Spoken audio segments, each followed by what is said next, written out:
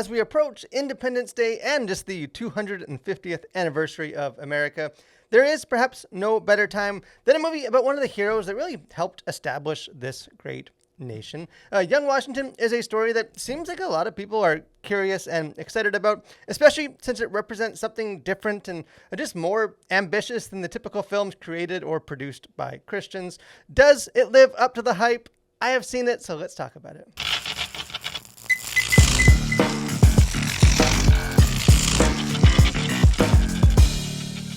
So it seems a bit like trendy these days for Hollywood to disparage the United States with films that highlight how the country has fallen short of its lofty ideals.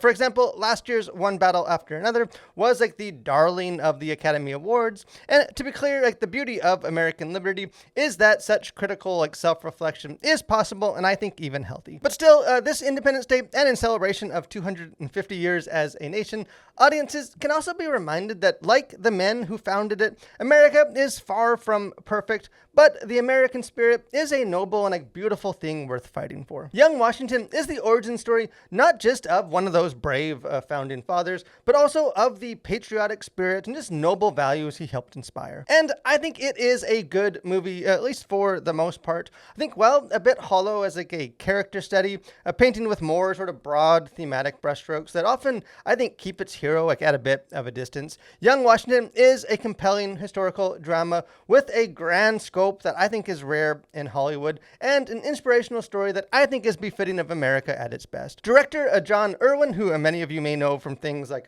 House of David or I Can Only Imagine, again proves to be one of the best just all-round storytelling talents in Hollywood right now, faith-based or otherwise. Produced and distributed by Angel and Wonder, the film is among the most like ambitious projects to emerge from this sort of like new wave of faith-based entertainment, even if Young Washington isn't explicitly like a faith-based film in a very rigid sense. I actually had the chance to interview a screenwriter, Diedrich Hoogstraten, which I'll link below because I think it is a great conversation, but he referred to the storytelling approach as being values-based, which I thought was interesting. I think this may not be a gospel preaching sort of cinematic track, and it is the better for it, but I think Christians will find plenty to affirm and celebrate here. Now, if we do count the film, at least among sort of the faith-based genre family, then it is easily like a peak achievement, because this is a very visually beautiful and well-crafted film. To be honest, for as good as the modern faith-based genre has become, I think very few movies have warranted a theatrical viewing,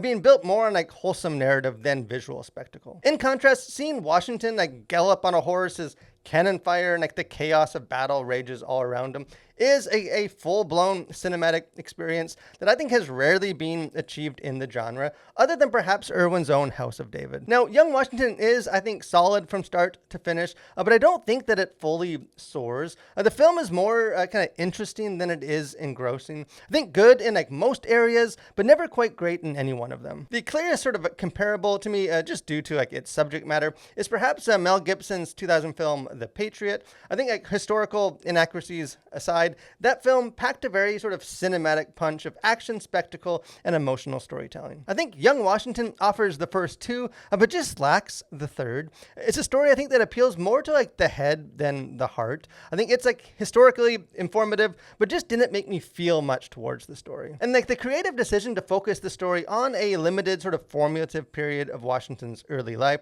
also I think shapes the film in very significant ways. I think many biopics fall into the trap of just dutifully sort of checking boxes, almost adapting a Wikipedia page more than unfolding a character's journey. And there's definitely still some of that with Young Washington, but I think sort of the limited parameters do lend the film a greater sense of focus and just the opportunity for the story to breathe. And I think it feels like a story about something more than just putting historical events onto the movie screen. At the same time, to me, the film also feels kind of like part one of a larger story, or a prequel for a film that does not yet exist. The story just seems to be constantly building towards something, but then ends right on the cusp of reaching it. Perhaps a future sequel is in the cards, although middle-aged Washington doesn't quite have the same ring to it, but the climactic payoff in this film just feels a bit lacking. It's interesting too that while the movie remains, I think, largely historically accurate, at least as far as I could tell, the climactic final battle here is more positively framed as some sort of inspirational victory, even when like the actual historical battle was a crushing defeat, which I just think is perhaps an attempt to sort of manufacture like a thrilling third act resolution for a historical figure who was still very much in like the first act of his life during this time period. And I think like the decision mostly does work. And I think that final battle is probably this film's greatest triumph. But the story overall, as told, just feels a bit incomplete. Also, I think notable is that despite the intentionally sort of patriotic release date and centering on George Washington, arguably like the American hero,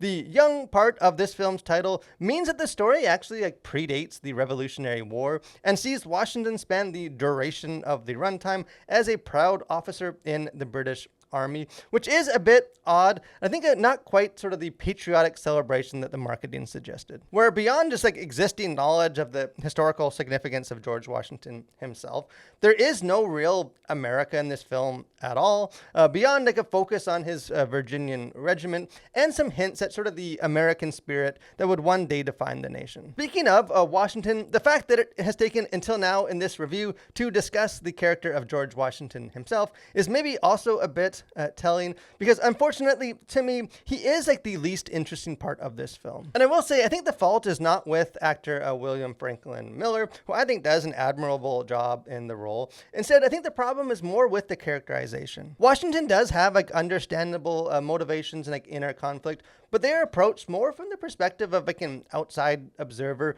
rather than ever really sort of getting into his headspace. I think we are told more like about his struggles, but this rarely made to feel his turmoil. The film does try, but I just don't think it probes like deep enough into the root causes of his struggles or like the causes of his insecurity and like drive for greatness. I think as a result, I left the film having learned like more about the events of his early life, but without really having a better understanding of him as a man.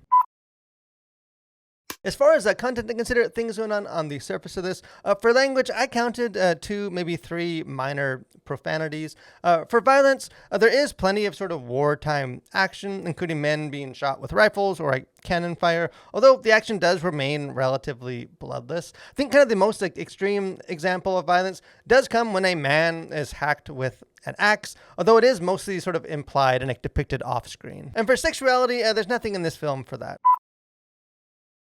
As far as the themes and worldview, things going on beneath the surface, George Washington was obviously like a larger-than-life person, and by the end of the film, he is depicted as an almost like mythic figure, although those scenes are adapted from details provided by several like award-winning biographies, so sometimes I do think like real life is just a Hollywood story. That being said, like, I think one of the film's sort of central ambitions, and one that was sort of emphasized in my interview with the screenwriter, is to humanize that mythical figure. In fact, like early in this film, he's not even always like a very likable character. I think he's stubborn and like his deep insecurities manifest as the appearance of pride or even like arrogance. I think his poor choices and refusal to heed wise counsel, such as his defeat at Fort Necessity, do lead to like serious consequences. I think many like biopics approach its subjects with almost like rose-colored glasses, such as the recent movie Michael. But young Washington demonstrates, I think, the biblical truth that all men have sinned and fallen short of God's standard,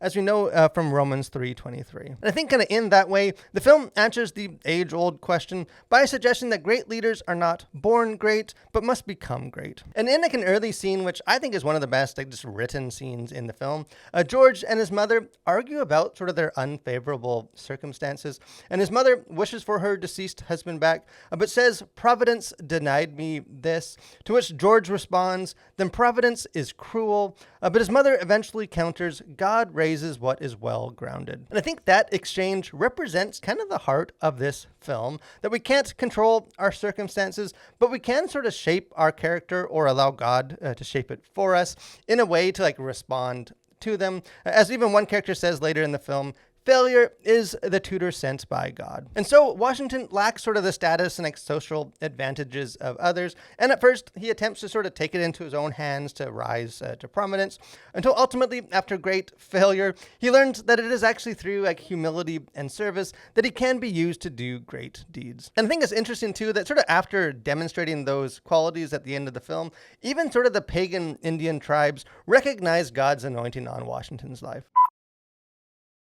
In the end, I think young Washington does boast enough sort of entertainment and quality filmmaking to please audiences. I think to me, it's kind of a high floor, low ceiling type of movie where there is no kind of like bad moments where the film fails to deliver like consistent quality, but it just never seems to be able to achieve like anything more than that. It's good, but not great, which is something rarely said of George Washington himself.